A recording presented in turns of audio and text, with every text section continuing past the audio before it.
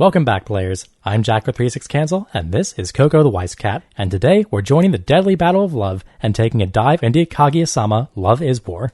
The set has just been released in English, and it's based on a very popular romantic comedy by the same name. For those of you not familiar, Kaguya Sama is a show that gives us a close-up and personal view of the struggles of love between a certain student council president and one vice president. In the world of this elite school where only the cream of the crop can thrive, love is a more complex animal than what you'd normally find in high school. With so much potential and wealth on the line, submitting yourself to another in a relationship based on love is nothing less than to give up and lose all of your status and self-respect. So, getting someone to fall for you becomes a battle of wits, strategy, planning, cunning, and a series of complex, well-rehearsed maneuvers, and of course, traps. Not unlike what happens on the stage of Weiss Schwarz, we follow Kaguya and Miyuki in their journey to make one another admit their feelings for the other, laying plans using psychological warfare, and sometimes making complete fools of themselves. They're joined by a cast of delightful characters like I, Kei, Yu, and of course, Chika, the student council secretary, and their youthful innocence combined with the weight on their shoulders, supported by the antics and interplay of the supporting cast while trying to figure out the ins and outs of love in circles of power,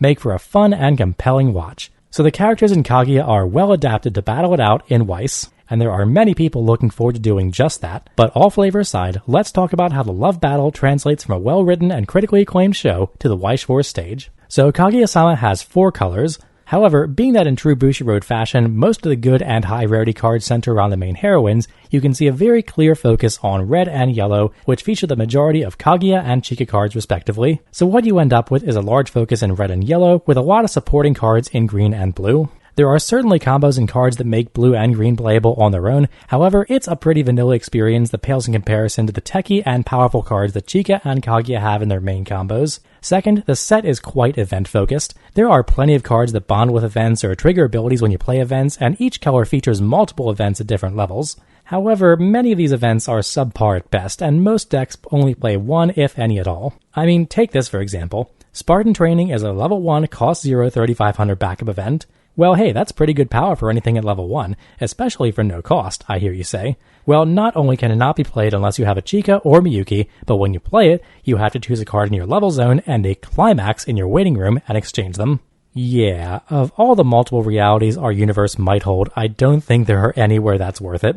The rest aren't that bad, but most of them are nothing to write home about, and many of the cards that bond with them or search them out, like the events themselves, are not generally played outside meme decks. But hey, there's nothing wrong with a good meme deck. Now, the red and yellow kits with Chika and Kaguya are mostly self-contained in their own support suite that they draw from and don't mix well, so what you end up with are many red decks or yellow decks that choose either blue, green, or both as their support colors. And now that we have some overview, let's dive in and have a look at the big players. Since Kaguya's main package is in red, and of course she's in the name, that's where we'll start at the level 0.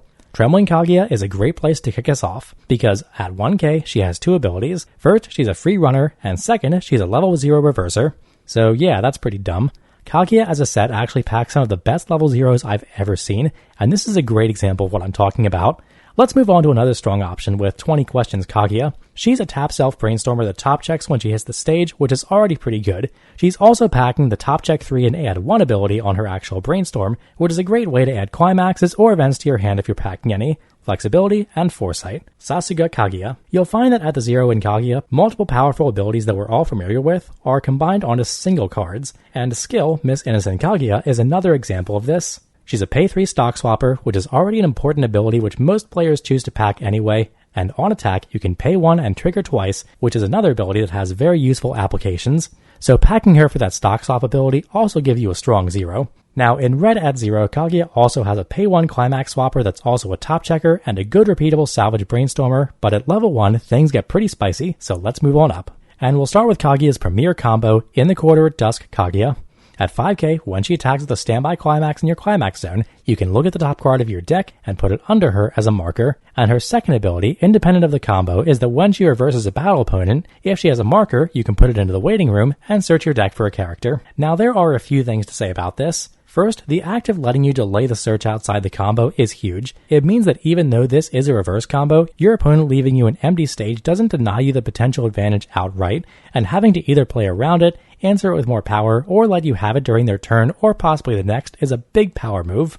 And of course, the fact that this is advantage on a standby combo is amazing on its own merit. However, Kaguya is only 5k and standby adds no power, but don't worry, we've got ways of dealing with that power disparity. A great example of that is actually a big standby tech piece at level 1, Hopeless at IT Kaguya. She's a 1/1 level assist with another ability. You can pay 1 and rest her and reveal a card called Bestowing Courage I from your hand. If you do, top check 3 and add a character. So kind of think how good Ambush Union would be if she was also a level assist. Yeah, it's amazing. And Bestowing Courage I is definitely a card that makes her way into most every deck, as we'll see when we talk about blue. You could even call this package Hopeless at IT Kaguya and Bestowing Courage I the core of the red standby build, and it's a damn strong one. Anyway, before we move on to the higher levels, I want to highlight another example of why this is.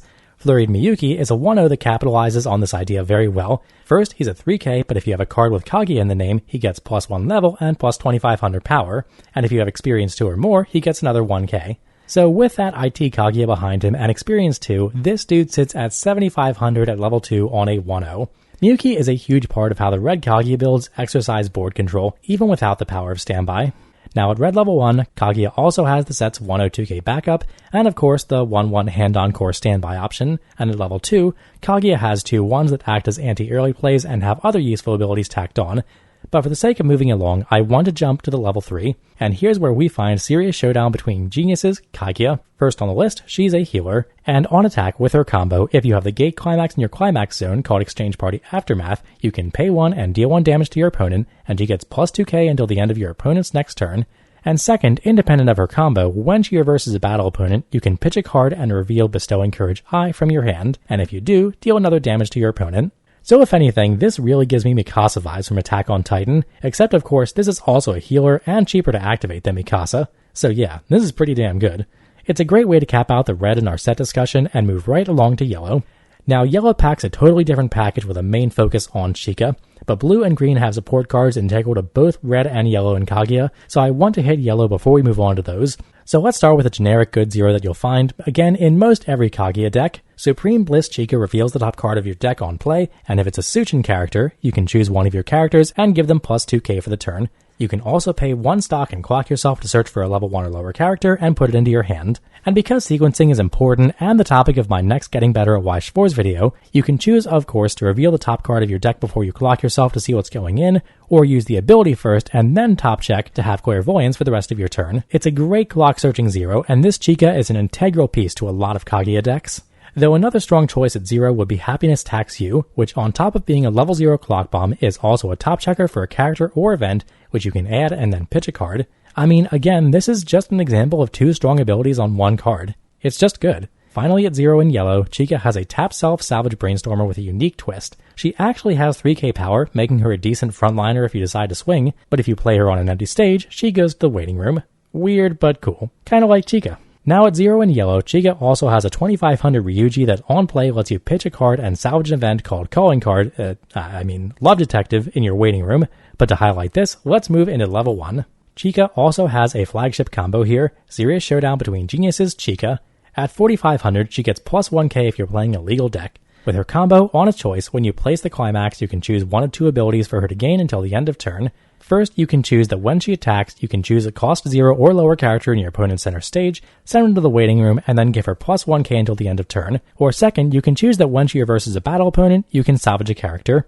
Now this is actually pretty insane. You can just off your opponent's characters if you're not strong enough to beat them, which is extremely strong against the mirror match and stuff like Attack on Titan, ReZero, or Sunshine. However, the big drawback here is that neither of these options really cover you against decks that stand by to the front row, like, say, Day Live. However, this is still a really cool combo and a really cool card. However, Chika also has a totally different package at 1 that centers around one of the only good events in the set, Love Detective. We already know that there's a level 0 salvager that lets you loop it, so what does it do?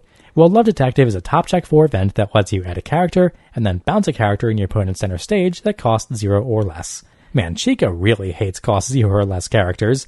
It's like all the important parts of Calling Card with the same package around to support it. It's pretty neat. Now moving up through the levels, Chika also has a 2/2 free fresh because, I guess. And Yu has the 2/2 2-soul 10k hand-on core that's a popular standby target. But moving on to level 3, Chika has some interesting support options. What you'd call her primary finisher is actually in green, but check out these 2 secondaries. First, we have Flustered Chika, which on play lets you reorder the top 3 cards of your deck any way you want, and bounces any character on your opponent's stage. Further, if you discard a Love Detective, you can give 2 characters plus 2k until the end of turn. It's a really good support addition to any Chica deck. And second, we have another choice for a Chica combo. Consumer Chica gets plus 1k if you have 2 or more other characters, and the character opposite her gets minus 1 soul. And with her combo, Eating Ramen, when she attacks, you can pitch a card and bounce one of your opponent's characters to hand and then heal. Chica does not like your opponent's characters, so if you play against her, don't count on your stage presence carrying through your opponent's turn. Now this covers a lot of the big players in red and yellow, which as we discussed is where you're going to find the primary shell for most Kaguya builds. Green and blue are generally supporting colors outside the meme and budget decks, but they offer a litany of great cards that can go into any build. And so to start on that theme, let's go to green and highlight Serious Showdown Between Geniuses, K. So with 2k, she's a queen cut, meaning that when she reverses a battle opponent, you can choose another character, rest it, and move into an open position of your backstage, which is extremely useful at level 0 for keeping hand advantage and a strong tempo. But second, she's also a mill runner, again combining 2 extremely strong abilities onto one profile. Having 2 of the best level 0 abilities in one card is pretty bonkers, and K is yet another inclusion that we find in most Kaguya decks. Now, while that's an amazing start, a lot of the other level 0s, 1s, and even 2s in green aren't much to write home about. Many of them synergize with combos and events that just aren't as good as your primary combos in red and yellow, and others are just kind of the more vanilla reverse combos or weird meme shit. But at level 3, we have 2 good early plays, a level 3 back row, and Chica's primary finisher. So let's start with Love Detective Chica. First, she gets plus 500 for each other character, and on play, she's a healer. Then, when she reverses her battle opponent and her climax, which is a bar, is in your zone, you can pay 3 and pitch 2 and do the following ability twice. Deal X damage to your opponent, where X is the number of Love Detective in your waiting room. This has the potential to do a lot of damage, despite the high cost. It's a great top end to that Love Detective deck we were working on, and like other stuff we've already related to strong cards that are in English already, this has major Birdcage Yukina vibes. Chica, aside from her finishers, also offers us a strong back row. Chica Psychology Test gives all your characters in front of her plus 2k, and then she has 2 auto abilities. First, on play, you can pitch a card and search your deck for an event, and second, once per turn, when you play an event, you can give one of your characters plus 1500. Now, if you choose to play any events in your deck, especially the backup ones, this is a solid and integral back row. However, since most of the decks in Kaguya elect to run so few, if any, she's often only played because of the 2k boost for a standby target, or not at all. Now, green also offers us 2 early plays that a lot of decks, both yellow and red, choose to splash for. First, we have A Certain Summer Day, K. She's a 2 or less climax early play, and on play, she's a pitch 1 stock healer. Now, this has less text than you'd expect, but that's because unlike many early play healers that have only conditional power, K compromises by just being straight printed 10k. Hey, sometimes less is more.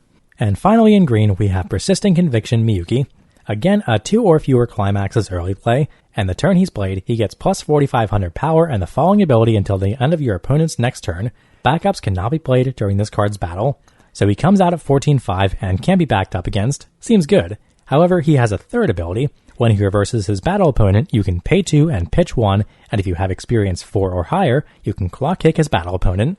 Now this is pretty expensive for a clock kicker, but with his extreme power, anti-backup, and early play conditions, he's an amazing spot removal, and a very popular inclusion in any Kaguya deck. Okay, so green offers us a lot in terms of tech inclusions, but now let's have a look at blue. And what better place to start than at the level 0 we talked about so much while we were going over to the red Kaguya package, Bestowing Courage I. At 2k, she's the set's drop searcher, but she comes with a very powerful second ability. When you play a climax, you can bounce her back to your hand and give another character plus 2k for the turn. So just let that sink in. A drop searcher that bounces back to your hand to give power. That also happens to be a resonate target for 2 very important pieces of the red Kaguya package. Hands down, this is the best drop searcher in English, and I finds her way into most, if not all, Kaguya decks. And considering the effect, the flavor with both the bouncing and the resonate abilities is super on point here. Now that's not all blue has going for it though. Kaguya also has some cards in blue, and one of them is a double rare tap self-search Brainstormer. But Miraculous Compatibility Kaguya also has the on-play, choose a character in your opponent's center stage and give them minus 500 ability, typically seen on those red salad Brainstormers. It's a slight one-up and pretty useful no matter how you cut it.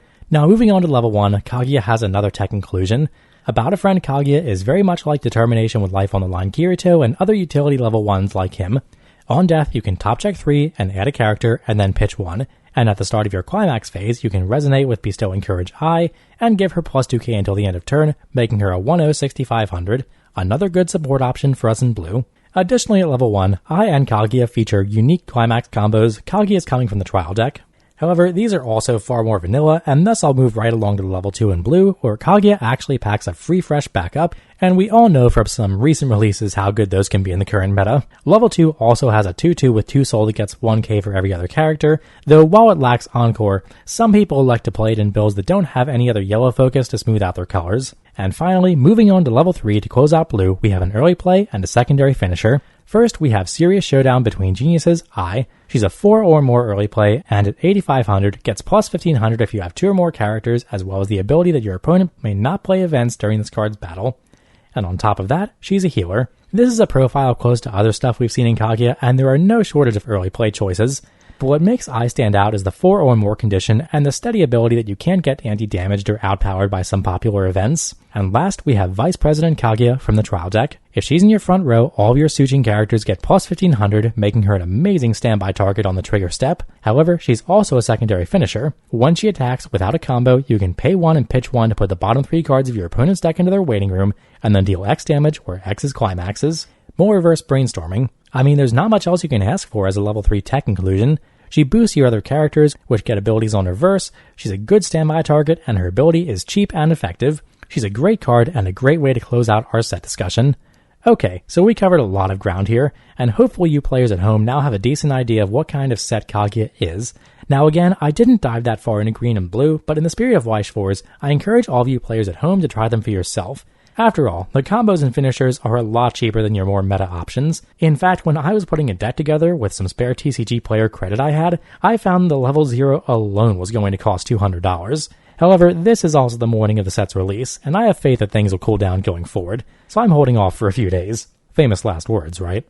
Anyway, Kaguya, especially Red Kaguya, has a lot of potential to be a consistent, scary, and effective deck going forward. And all the iterations of Kaguya offer something unique and in flavor for the one-of-a-kind show that the source material comes from. If you enjoyed the love battle on the screen, it's time to try it out on the stage. And while I wasn't super enthralled with the show itself or the characters, I look forward to seeing how people beat my smooth brain in with this new and powerful set. And as always, thanks for watching. Peace.